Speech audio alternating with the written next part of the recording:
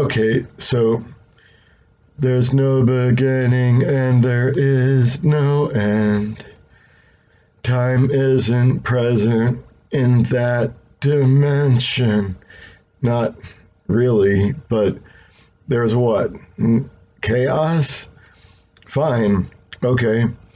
So chaos begets who now? Night. Night. Yes, that's right. So it has to start at night, even if you have not decided to start and you don't know it's night and you don't know where you are in the center of all things, where the umbilical cord which connects you to the Great Mother is a spine, is a snake curled up in the inside of hollow earth, surrounding its circumference. And we didn't know it was the center. And we didn't know it was a cave.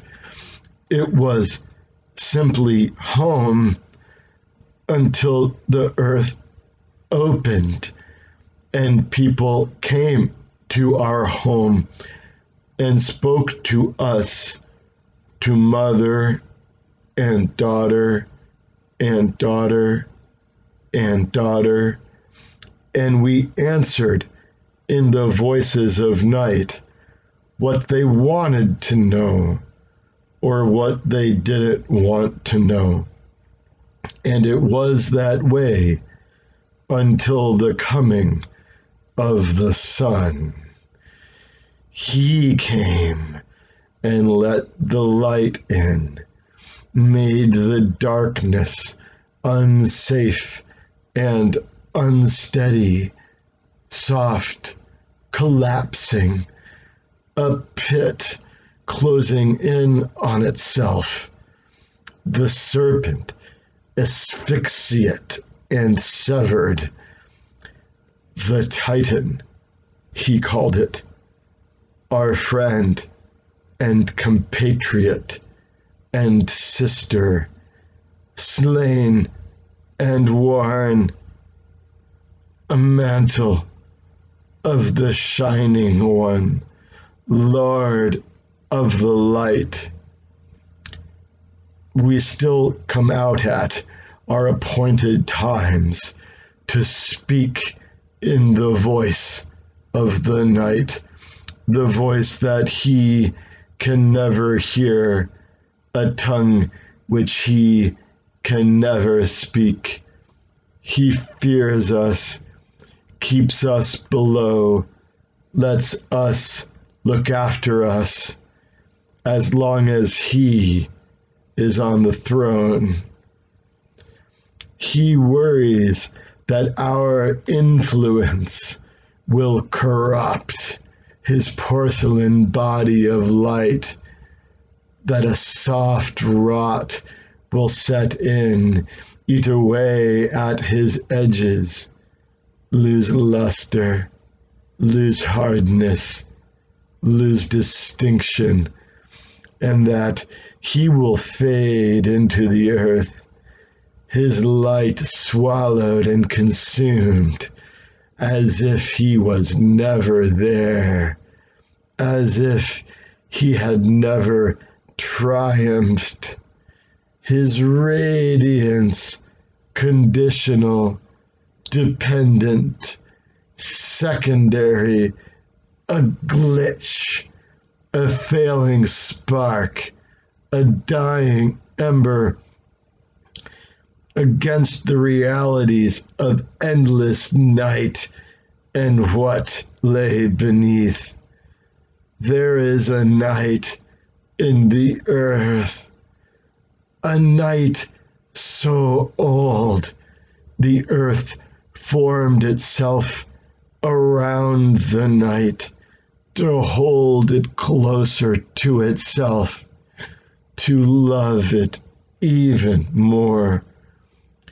A cloak of dirt for an abyss which only finds form through its fault, through its collapse, through its falling into itself, a gulf, an absence enshrined, the reliquary of night in the center of the earth, in the hollows of the channels formed by the passing of the serpent, its unhearness now, what eats us, what consumes us without end, undone from inside, a loosening, a cat's cradle forgotten,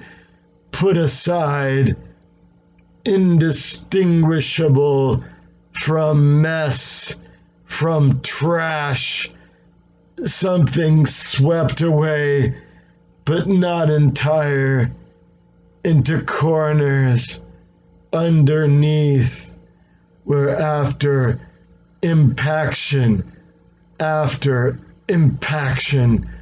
the compressing of falling further in, denser and denser, the heat, a distributed core, a running current which spools, which collects, which shears and losses, a grinding of tectonic plates, a scissoring, a burn mark, an edit, a visible hotness having been molten just recently, triple dense choco lava, devil's food cooling in a cake box on the counter.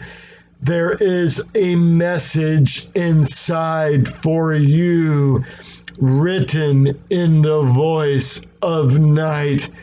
As it is pulled forth, it announces itself, its own herald, anniversary paper, which comes before silver, which comes before gold, the sun and the moon in their courses, sulfur and mercury.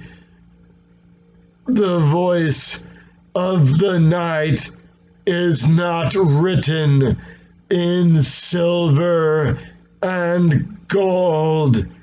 It is written in blood, in shit, in afterbirth, in earth, in that which dies and that which cannot die, in the turning of the wheel and the center of the wheel which does not turn.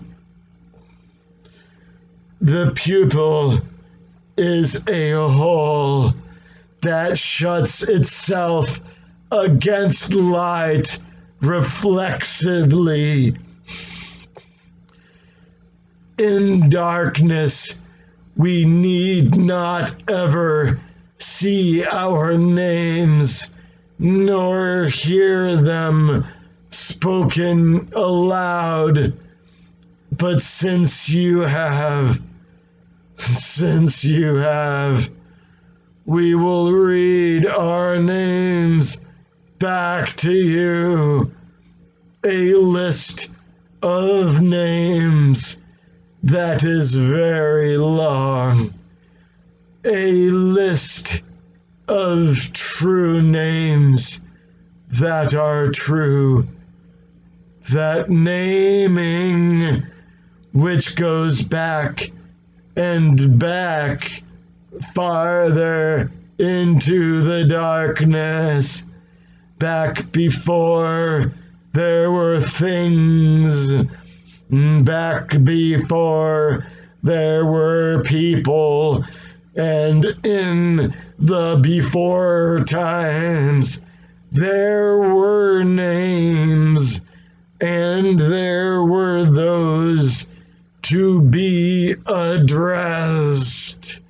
And it is to you, O great mothers, that I hail and commend myself unto now, unto the last, unto you, for thine art, and thou art not, forever and forever and forever.